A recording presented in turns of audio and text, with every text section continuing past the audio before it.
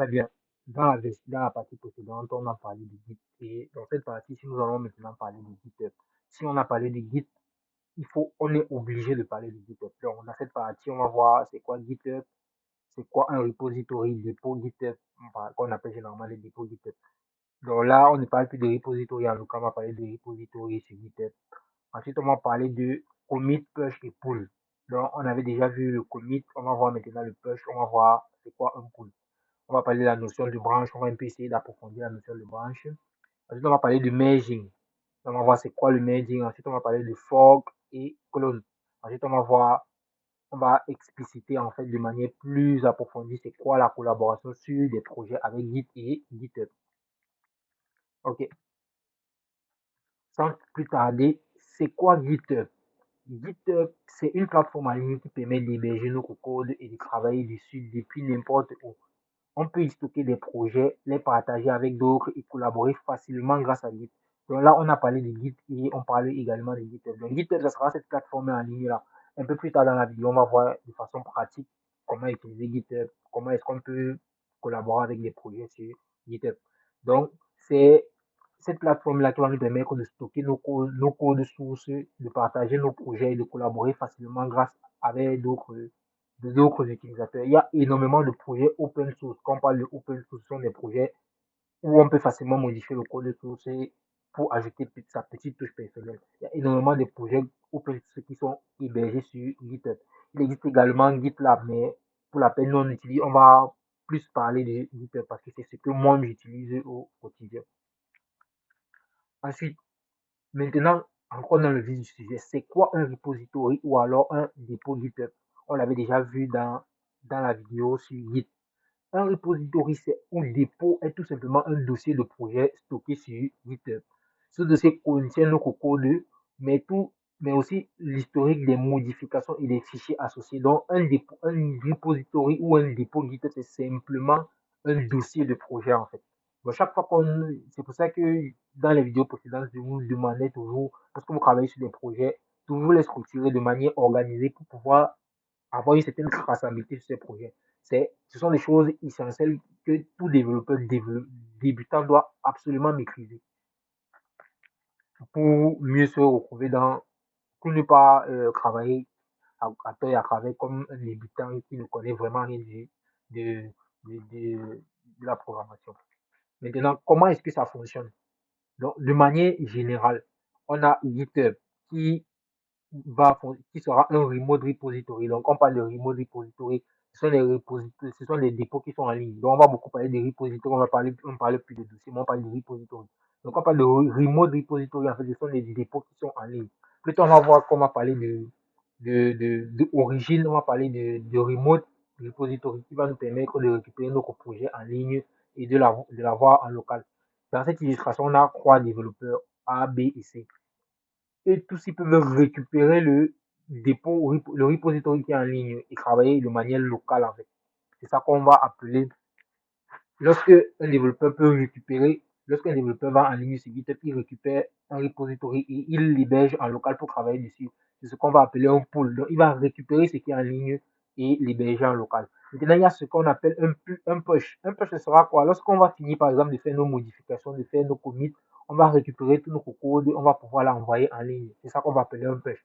Donc, ici, dans cette image, si on n'a pas vraiment explicité le pull, on a plus parlé de push, mais ce qu'il faut retenir, c'est que quand on parle de remote repository, on parle de repository de GitHub, c'est également ce qui est en ligne. Donc ici, c'est aussi le pull peut aussi être considéré comme le fetch. Donc toutes ces notions, on va essayer de voir ça un peu plus approfondi, un peu plus tard dans la vidéo. Ensuite, c'est quoi une branche? Généralement, dans la dernière vidéo sur Git, je vous ai expliqué c'était quoi une branche.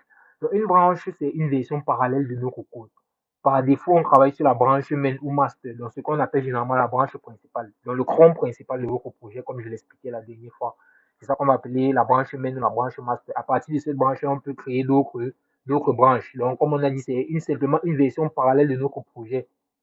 Par défaut, on travaille sur la branche main ou master, mais on peut créer d'autres branches pour tester de nouvelles fonctionnalités sans casser le code principal. Donc, À partir de la branche main ou master, en fonction de la manière dont vous allez appeler votre branche, on peut travailler sur notre projet et créer une nouvelle branche qui va peut-être permettre d'ajouter une nouvelle fonctionnalité à notre projet sans toutefois modifier la branche principale. Donc, c'est un peu ça la notion de branche. Donc là, par exemple, tout ce qui est en bleu représente la branche principale. Tout ce qui est en bleu représente la branche principale. Donc là, on a écrit la common base. Maintenant, là, ce qui est en vert, c'est une branche secondaire. Donc, une branche où on a, par exemple, ajouté une fonctionnalité. C'est pour ça qu'ici, on a mis Future Tips. Donc, par exemple, à partir de la branche principale, on va ajouter des fonctionnalités sur notre projet. On va ajouter, par exemple, je sais pas, si on travaille sur un site, on va, par exemple, ajouter sur une branche secondaire, on va, par exemple, ajouter une page à propos, une page description, une page contact par exemple, pendant que sur la branche principale, on est en train de travailler sur d'autres fonctionnalités. Donc, les projets vont évoluer ensemble. Et à la fin, on peut récupérer donc tout ce qu'on a fait sur cette branche secondaire ici afin de l'intégrer dans la branche principale. C'est ça qu'on va généralement appeler un merge. Donc, un merge, c'est qu'on va récupérer tout le travail qu'on a fait sur une branche secondaire et la connecter à la branche principale. Donc, c'est un peu ça la notion de branche principale et de branche secondaire. Dans la branche principale, ça va être le cron de votre projet. Donc, c'est la branche principale, c'est la ligne principale de votre projet.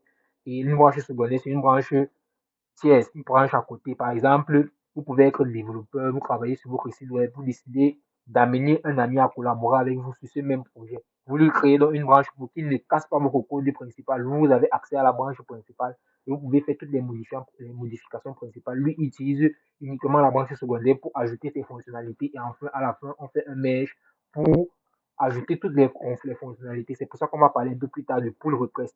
Donc, lorsque j'ai fini de travailler sur la branche secondaire, par exemple, je peux faire un pull request au, au coordinateur du projet. Maintenant, il peut récupérer il peut étudier mon code, voir s'il y a des erreurs avant maintenant de le merge sur la branche principale. C'est un peu ça la notion de branche, vraiment essentielle à comprendre. Notion du merging, je crois que dans la partie précédente, j'ai énormément parlé de merging. Le merging ou fusion permet de ramener les changements d'une branche vers une autre. C'est ce qui réunit tout le travail en un seul endroit. Donc, comme je l'expliquais, le merge, c'est simplement le fait que sur notre branche principale, même ici, par exemple, comme dans notre cas-ci, on a une branche secondaire, release par exemple. On a ajouté des modifications sur cette branche-ci. Et à la fin, on peut donc faire un merge de cette branche-ci pour l'ajouter sur la branche principale. Également, toujours sur la branche release, on peut également faire des modifications. Et on va faire un merge sur cette branche bug fix pour l'ajouter à la branche release. Donc, à partir de la branche release, on a créé une autre branche. Cette branche-ci, on l'a par exemple appelée description ou bug fix. On ajoute des fonctionnalités, on ajoute du code et à la fin, on va faire un merge sur la branche release fix. Et à la fin de la branche release fix, on récupère toutes ces informations pour la connecter à la branche principale. Donc, c'est tout simplement ça le merge, expliqué en quelques mots. Maintenant, nous abordons une notion également importante sur la notion de fork et de clone. Le fork permet de copier un projet public sur notre compte GitHub pour le modifier librement. Donc, comme je vous ai dit, sur GitHub, il y a énormément de projets open source qui sont développés par des développeurs de la communauté. Par exemple, vous pouvez exceller dans le langage Python et vous aimez par exemple des projets open source où vous voulez ajouter par exemple vos propriétés dessus. Il y a énormément de projets d'applications de jeux vidéo qui existent, qui sont open source, qu'on peut facilement récupérer sur des plateformes comme GitHub. Et on peut donc faire donc une copie du projet d'un utilisateur de GitHub pour notre compte. C'est ça qu'on va appeler un clone, un fork. Maintenant, le clone télécharge un projet GitHub sur notre ordinateur pour qu'on puisse travailler dessus en local. Donc, ça veut dire quoi? Comme on a dit que GitHub, c'était une plateforme en ligne où on hébergeait les projets, on peut donc récupérer tous ces projets-là en ligne. On peut donc utiliser clone, on peut donc utiliser le clone pour récupérer ces projets-là en ligne et les mettre chez nous pour travailler en local. Généralement, c'est ce que la plupart des développeurs font. On travaille toujours sur des projets en local puisqu'on ne va pas pouvoir développer facilement en ligne. Il n'y a pas des outils vraiment puissants pour pouvoir coder en ligne et tester tous nos projets. Donc, on installe généralement nos projets en local sur nos coordinateurs. Lorsqu'on finit de travailler, on va donc faire un push. Ce qu'on va voir un peu plus tard. Donc, il y a une différence. Voici un schéma qui illustre bien la différence de clone et de merge. Par exemple, on a un projet repository, un repo qui est en ligne. On peut donc, plusieurs développeurs peuvent travailler sur ce même projet. En faisant un clone, ils peuvent simplement récupérer le projet qui est en ligne et les avoir sur leur machine. Lorsqu'ils finissent de faire un travail, ils font un push. Lorsqu'ils vont faire un pull, ce sera par exemple pour récupérer les différentes modifications qui existent sur le projet afin de les ajouter pour qu'ils puissent être dans la dernière version. C'est un peu ça la notion de pull.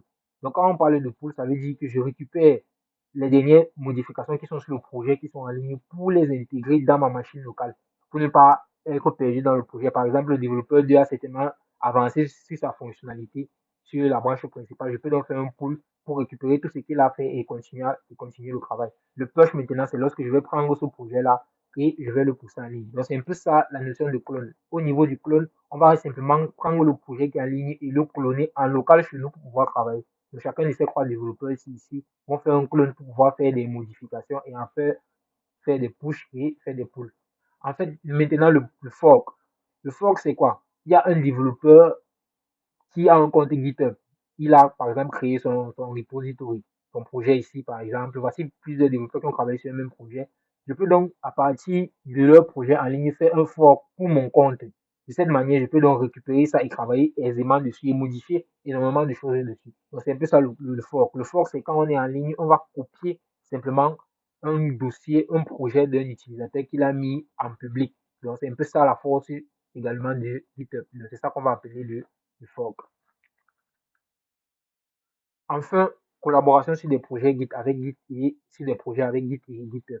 Donc, avec Git et GitHub, on peut travailler en équipe sur le même projet sans se marcher dessus.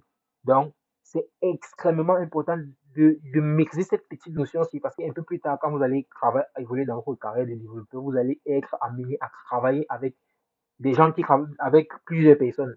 Et ça, vous ne pouvez pas travailler avec plusieurs personnes sur un projet si vous n'avez pas une certaine organisation. Git permet donc de travailler sur le même projet. Chacun travaille sur une fonctionnalité spécifique et à la fin, chacun pousse le projet en ligne. Celui qui est en charge du projet principal va simplement récupérer vos modifications pour organiser tout le code afin que ce soit tellement facile à gérer. Chaque membre peut travailler sur sa branche, faire des commits, pousser ses changements et demander un pull request pour intégrer son travail dans le projet principal. Comme je l'ai expliqué, le pull request ce sera simplement que lorsque vous avez fini de faire votre projet sur votre branche, c'est pour ça qu'on insiste vraiment sur la notion de branche, parce que lorsque on va créer un projet, chacun aura sa branche sur laquelle il va travailler. Une fois qu'il a fini de faire donc ses modifications, de développer ses fonctionnalités, il peut donc ajouter donc toutes ces modifications-là en ligne. Il peut donc demander à ce que j'ai fini de développer telle fonctionnalité. S'il vous plaît, intégrez cela dans le projet. Donc, voici un schéma, le schéma final qui illustre très bien. Donc, on va expliquer ce schéma-ci avant de passer maintenant à la partie pratique. Donc, on a une machine locale. Donc, supposons que ça, c'est le développeur principal qui a fini de créer, qui crée par exemple tout le repository, la structure du projet. Il finit de créer le repository, il finit de créer sur sa machine. Ensuite, il pousse sur GitHub. Donc, lorsqu'il va finir les modifications, il pousse sur GitHub. Maintenant, allez sur GitHub, tous les développeurs qui ont le droit de collaborer dans ce projet-là. C'est pour ça qu'on parle de online hub. Donc, en fait, c'est juste une concentration de développeurs, donc un groupe de développeurs qui ont travaillé sur le même projet. Chacun de ces développeurs, s'ils peuvent maintenant, c'est le même travail que celui qui avait créé le projet a fait. Ils vont faire un clone sur leur machine. Lorsque le développeur X finit de développer une fonctionnalité, il va le pousser en ligne sur GitHub.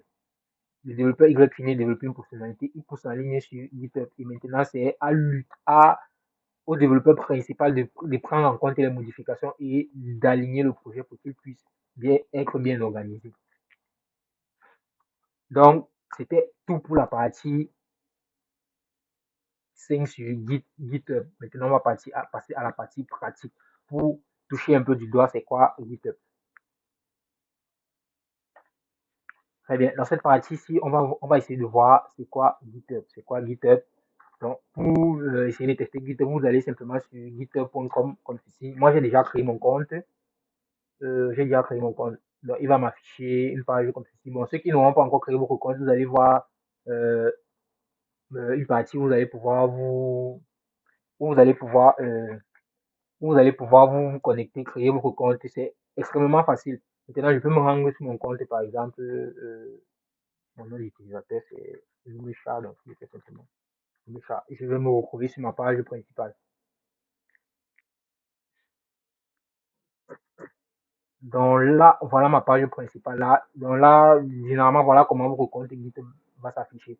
Bon, C'est vrai que j'ai un peu fait des modifications, à ajouter quelques trucs dessus pour que ça soit un peu stylisé à ce niveau, mais vous pouvez facilement faire des recherches dessus pour arranger vos recoins qui soient de la même façon. Donc, moi, j'ai utilisé le thème dark, c'est pour ça que tout est sombre. Donc, si je passe sur repository, on va voir tous les repositories que j'ai déjà créés. Donc, la connexion est un peu lente. Voilà. Ici, il m'affiche que j'ai 47 repositories. Donc, ça veut dire que j'ai déjà créé 47 projets sur GitHub. Bon, c'est vrai qu'il y a certains qui ne sont pas vraiment des projets, juste des tests. Donc, voilà un peu. Donc, vous pouvez faire un nouveau repository. Donc, on va voir ça un peu plus tard. Donc, on va le voir tout de suite, comment créer un repository. Donc, lorsque je suis sur GitHub comme ceci, je peux créer un nouveau repository en cliquant sur New. Lorsque je clique sur New, il va m'afficher une interface. Donc là, je mets simplement le nom de mon repository. Je vais appeler ça mon site. Donc, c'est avec ça qu'on va vraiment travailler tout au long de la vidéo. Par exemple, description, je peux dire un site web simple. Comme je vous l'ai dit, c'est toujours important d'ajouter une description de votre projet, extrêmement important. Lorsque vous travaillez sur des projets, c'est toujours important d'ajouter une description. Donc, ce qui nous va nous... Ici, on peut changer la visibilité. On peut mettre soit privé, soit public. Donc, on va laisser public. Donc, privé, c'est quand vous voulez pas que tout le monde ait accès à votre projet. Donc, ici, il me demande si je veux ajouter un fichier README. Oui. Donc, toujours ajouter un fichier README, ça permet à d'autres développeurs d'entrer sur votre projet et de savoir de quoi il est question. Le Git ignore, c'est simplement un fichier qui va nous permettre d'ignorer certains fichiers pour que Git ne les prend pas en compte dans la modification de notre projet. On peut également ajouter une licence, mais à partir de là, c'est pas vraiment important. Donc, on peut créer juste un repository. Je veux dire, c'est important, mais pour le but de la vidéo, c'est pas vraiment ce qui nous intéresse ici. Donc, vous voyez là, il a créé mon repository, mon dossier, mon site. Et également, il a mis ma description. Donc, il a créé un fichier README. Donc, voilà mon dossier. Ici, là, mon site. Voilà le fichier README qui est à l'intérieur. Maintenant, on va essayer de voir la notion du commit, push et pull. Donc, comme je le disais, lorsque vous voulez vous voulez travailler sur votre projet en local, vu que là, présentement, le projet est en ligne. Si je veux accéder à ça, il est complètement en ligne. Si vous voulez travailler sur votre projet en local, vous allez simplement récupérer ce projet, récupérer ce lien du projet. On peut par exemple aller du code. Là, vous pouvez prendre la version zippée. Vous pouvez télécharger ce code ici, votre projet ici en version zippée. Donc là, je vais simplement copier cette ligne ici. Je vais copier ceci. Donc là, il me dit que j'ai déjà copié. Et je vais retourner dans mon terminal. Donc, on a dit tout à l'heure, utiliser le terminal. Donc, j'ai créé mon projet en ligne que j'ai appelé mon site. Je vais retourner dans mon terminal. Donc, c'est aussi important de connaître le dossier dans lequel vous allez mettre votre projet. Donc, je vais aller là sur le bureau. Je vais d'abord vérifier si je n'ai pas un autre dossier mon site pour éviter les conflits. Ok, je n'ai pas de dossier mon site. Ok, je passe. Donc maintenant, pour récupérer notre projet en local, on va faire ce qu'on appelle un git clone. Donc je fais simplement git clone. Je mets maintenant le lien vers mon projet. Donc voilà le lien que j'ai copié sur GitHub. Donc là, il va récupérer tout ce qui est en ligne et il va mettre en local dans ma machine. Donc, lorsque je lance, il a lancé le clone. Ça va prendre quelques secondes. Et vu que le projet n'est pas lourd, ça prend quelques secondes. Lorsque je fais ls, je vois bien que mon dossier, mon site est là. Donc je vais entrer dans mon dossier, mon site. Si vous vous rappelez bien, pour savoir qu'un projet est un repository ou est un dossier de Git, on utilisait toujours la commande git status. Là, il va me dire que sur la branche 1x, bon, parce que c'est également important de noter ça, parce que moi, par défaut, toutes mes branches en ligne, je les ai appelées 1x. Par exemple, je peux créer une nouvelle branche ici, là. En écrivant juste le nom, je crée une nouvelle branche. Parce que je peux créer plusieurs branches sur un projet. Donc ici, par exemple, ma branche par défaut, c'est 1x. Donc j'ai configuré ça dans mes configurations, mais vous aurez certainement la version master ou main. Donc lorsque je suis dans mon terminal, quand je fais git statut, il me dit que je suis sur la branche 1x. Donc je tiens à rappeler que j'ai déjà récupéré le projet en local en utilisant la commande git clone. Donc mon projet est déjà en local sur mon ordinateur. Donc si je fais encore git statut, j'ai effacé pour que ce soit un peu plus visible. Il dit que on branche 1x. Donc vous allez certainement avoir on branche master ou main. Your branch is up to date with origin 1x. Donc, origin 1x, c'est quoi? Origin 1x, c'est cette branche,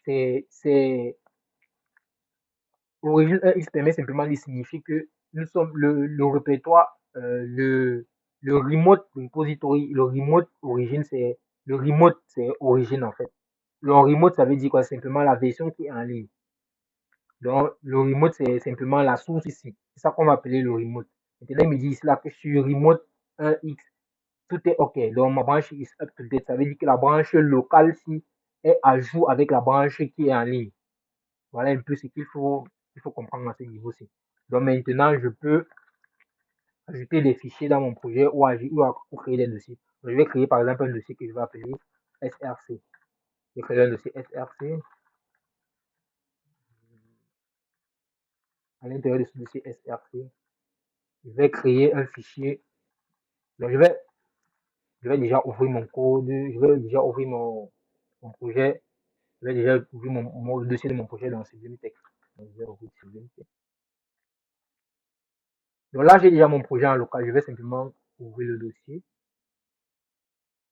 Je vais sur le bureau, desktop, ok, bureau. Ok, voilà mon dossier, moi aussi. Je l'ouvre tout simplement. Là, il y a mon dossier SRC. Je vais donc créer un fichier index.html à l'intérieur. HTML, bon, j'ai utilisé le raccourci, pas vraiment beaucoup de temps. HTML, ok. Là, je vais simplement écrire HTML, HTML et il va compléter. Ok. Donc, je peux par exemple mettre là mon site, j'enregistre. Voilà, il va me demander d'enregistrer. Je vais appeler ça index. Je vais appeler mon fichier index et j'enregistre mon dossier. Index est bien là. Donc, on peut voir les cercles là parce que Git n'a pas encore pris ça en compte dans la modification. Donc, on avait déjà vu ça en ligne. Si je fais maintenant ls, je vois que mon dossier SRC est bien. Si je fais git status, je vois qu'il n'a pas, il me dit qu'il y a une modification dans SRC. Donc, il peut maintenant faire git add. Comme on avait dit que git add permettait d'ajouter tous les fichiers, toutes les modifications dans le statut staging, dans le staging area. Donc maintenant, nous sommes dans le staging area. Si je fais également encore git status, il va me dire que voilà les fichiers que j'ai modifiés. Si je veux restaurer, je fais seulement git restore-stage, le nom des fichiers, pour les enlever de install et pour revenir dans le repository mode. Donc je vais simplement faire git commit-m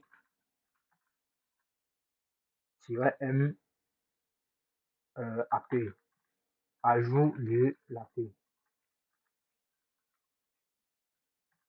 Là, j'ai fini mon commit. Si je fais encore git status, il va me dire que sur ma branche 1x is ahead. Donc, c'est au-dessus de origine. Origine, on a dit que c'était le remote. Donc, le remote, c'est simplement le lien, c'est la version en ligne de un commit. Donc, ça veut dire que ma version locale dépasse ce qui est en ligne de un commit.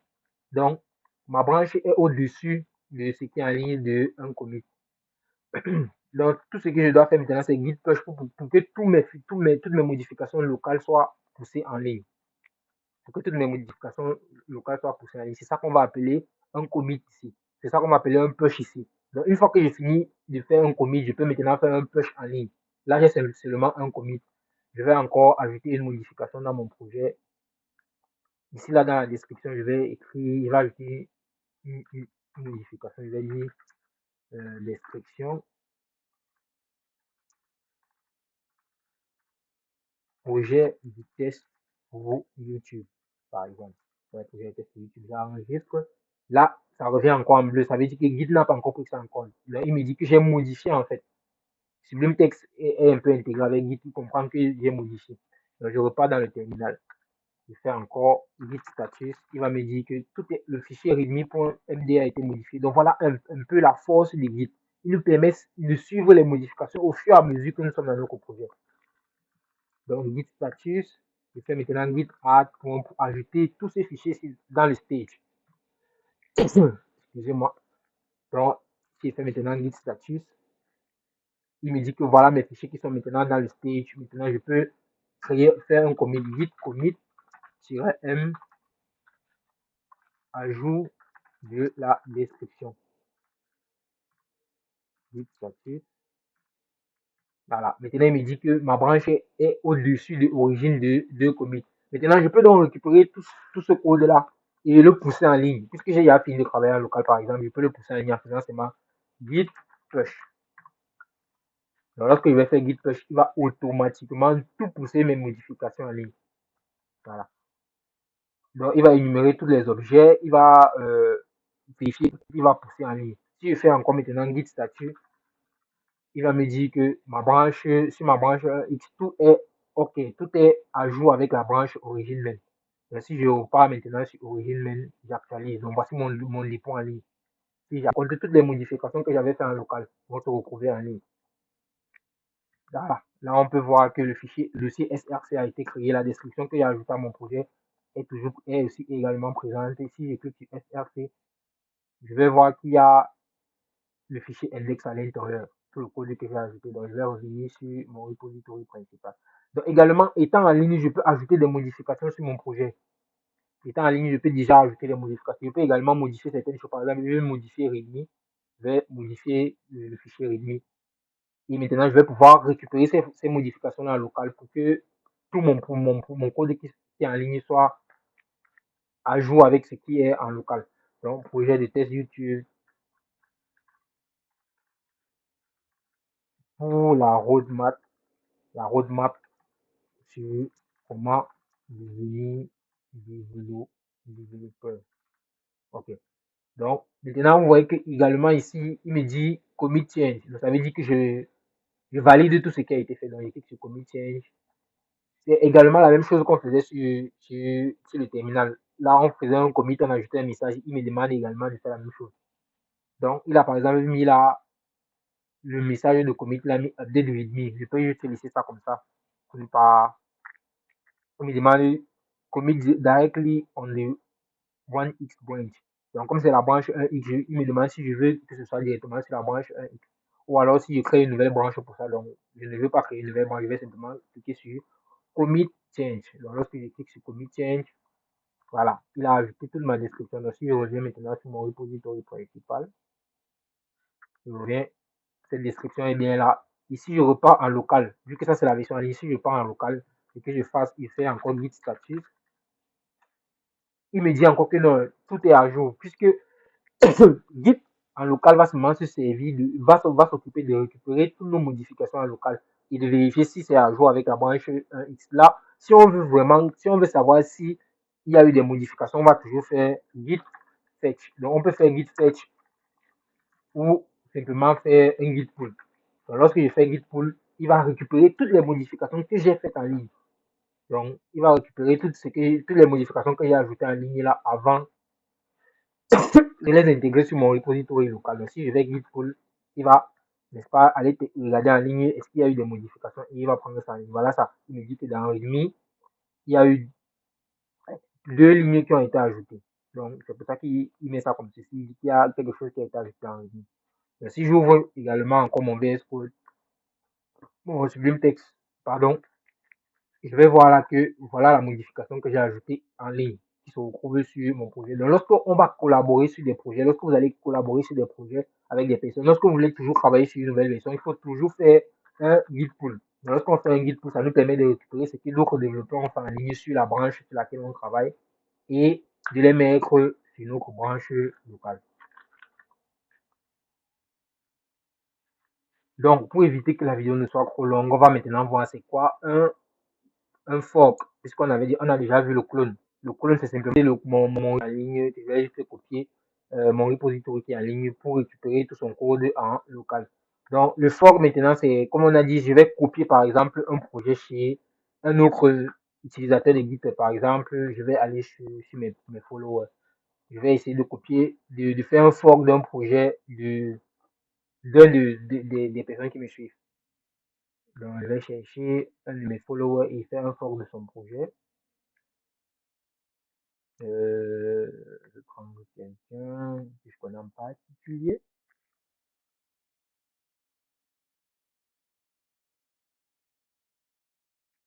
Bon, c'est à la base de recherche.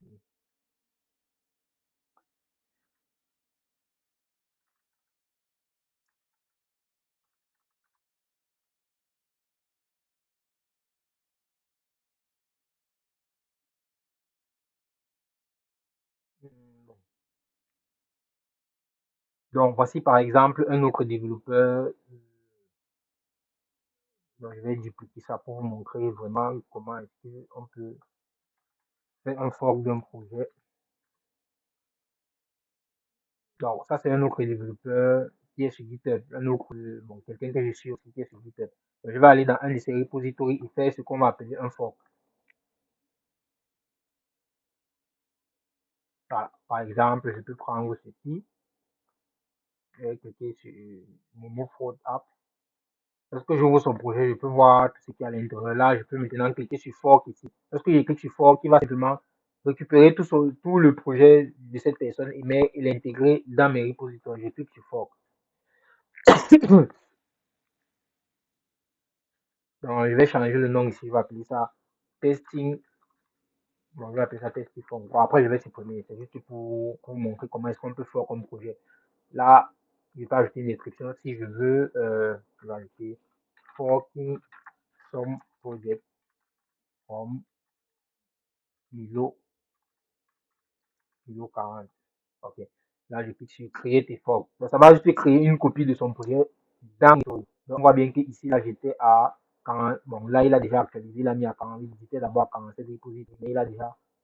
Donc, maintenant, Testing Fork, si à partir est déjà un de mes projets, c'est déjà dans ma liste de projets, c'est ça qu'on appelle un fork. Donc là, maintenant, je peux modifier tout son code et ajouter n'importe quoi dessus. Mais je ne peux pas modifier son projet à lui. Je vais juste modifier ça dans ma partie. Donc, c'est un peu ce qu'on va appeler un fork. Donc, en définitive, GitHub et Git, ce sont des outils vraiment incontournables pour pouvoir devenir développeur et pouvoir travailler sur des projets vraiment utiles. Donc, à la base, ce sont des outils vraiment que beaucoup de débutants négligent, mais qui vont vous être utiles à la longue. Puisque beaucoup de personnes dans le monde, beaucoup de développeurs utilisent ces outils-là. Donc, on se retrouve pour la sixième partie de cette série de vidéos sur comment devenir développeur.